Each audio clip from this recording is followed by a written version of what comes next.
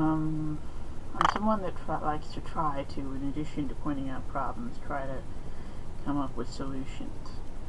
For starters, problems. Partisanship is a foolish thing to be at this point.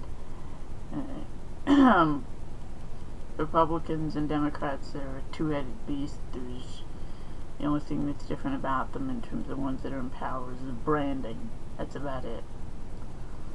I mentioned, analogy earlier was it's like two chocolate bars rolling off the assembly, off the assembly line, all both made in the same factory. One of them gets the wrapper that says, that it's a store brand of one grocery store, another one has it of another grocery store. Doesn't matter that one grocery store might be more upscale than the other one, or even it could be 3 chocolate bars, or even 4. Two of them are grocery store name, or grocery store brands, and the third one could well be the actual brand that's advertised on TV. And heck, it could actually be two of those brands that are advertised on TV. But bottom line is, all 4 chocolate bars made in the same factory, same ingredients, identical, thing of bit of actual cacao, which is say chocolate, and mostly sugar and preservatives. Okay, but they're all 4 of them. They're gonna taste identical because they are identical. There's no difference. There's a difference in the terms of the fact that the 2 store brands are going to be cheaper, and to be honest, that carries through in terms of the current election system that we have. And after that, though, the analogy kind of dies off. But bottom line is that partisanship makes no sense, because we're still talking about different labels, but they're doing the same stuff. They really are, and they've been doing the same stuff for a long time. So there's no point, in general. What it means is, because the vast majority of this country, in terms of states, there's Republican states and there's Democratic states, and so therefore, whichever one of those you're in, the odds are that's what you're going to face in terms of who's in power, which brand is preferred. But they're not going to actually do a heck of a lot of different things. They're going to do the same basic things in different ways, but that's it.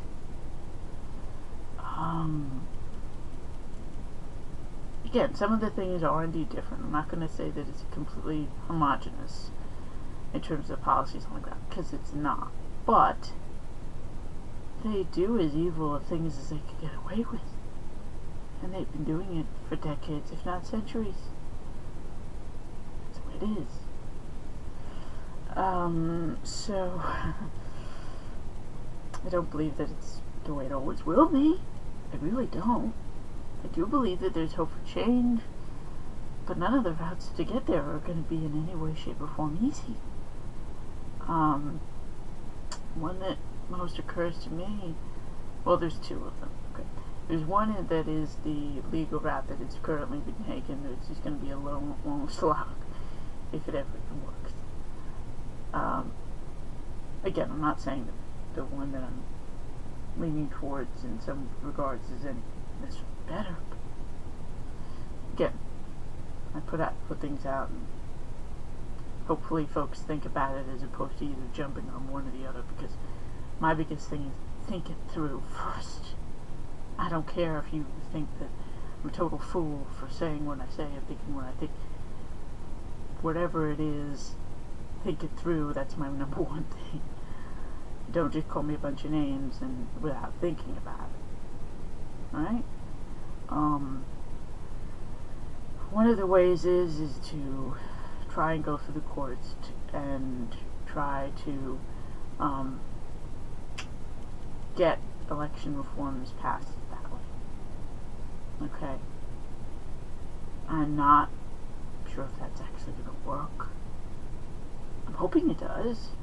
Heck, if I actually see anything and get any kind of promise, maybe even if it's just a local thing, then I'll go for that. I'll even help. Okay, especially after I get my law degree, I might actually help. But I don't know if it's actually going to work again. A second one, and at this point I'm thinking about maybe the concept of 3 paths, is the concept of completely doing a parallel track of voting, which is to say boycott, which would include boycotting the regular polling locations, all of them that are set up, and getting at least 75% of the voting age eligible population to vote in those, and try to get down the number of people voting in these elections down to, under 15%. Which, I got news for you, if you're talking about a hyperlocal election that's not actually doing anything, you don't really need to do that. You just have to wait for the election to occur, and you'll see that that's exactly what's happening. I've seen elections held in terms of local ones where less than 3% of the eligible voters actually show up and vote. So for me to say I want to create something national where under 15% show up, if you're just doing a trial run in terms of a local election, you won't actually need to do anything. You'll just need to wait in terms of to get people to boycott the original. Now, getting people to vote on the parallel track, it's not going to be necessarily quite so simple, especially if it's a national election, which is to say you're talking about where about 50% on average, 40 to 50% is a range, will actually show up and vote. And in that regard, at that stage, you're going to have to actually do some work to get that number down further. I'm not sure how hard that would be, but it is an issue. But again, the biggest thing would be to then get our own folks on the ground to do something. I'm hoping it encountered value voting, which would amount to gathering up all of the ballots and all of the candidates that wanted to run, and then gathering up people to then process those ballots correctly. So again, it's a massive project. Do I really think that this is going to actually happen within the next year? Hell no. No. If it's, I hope it occurs, it's going to take years. And then we also actually have to make sure that whatever system we set up, it doesn't get co-opted and it doesn't get suppressed. So, again, and then of course after we get that vote, we have to find a way to push to get that vote to count, as opposed to the fraud that we're currently being faced with time and time again. So,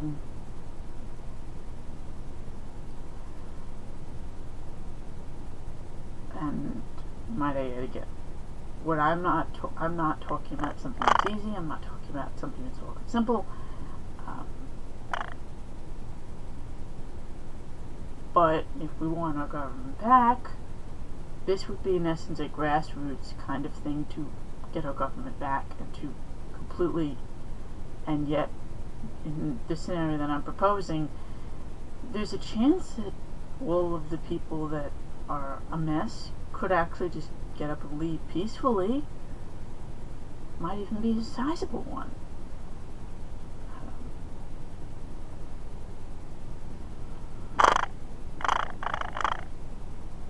Shalom.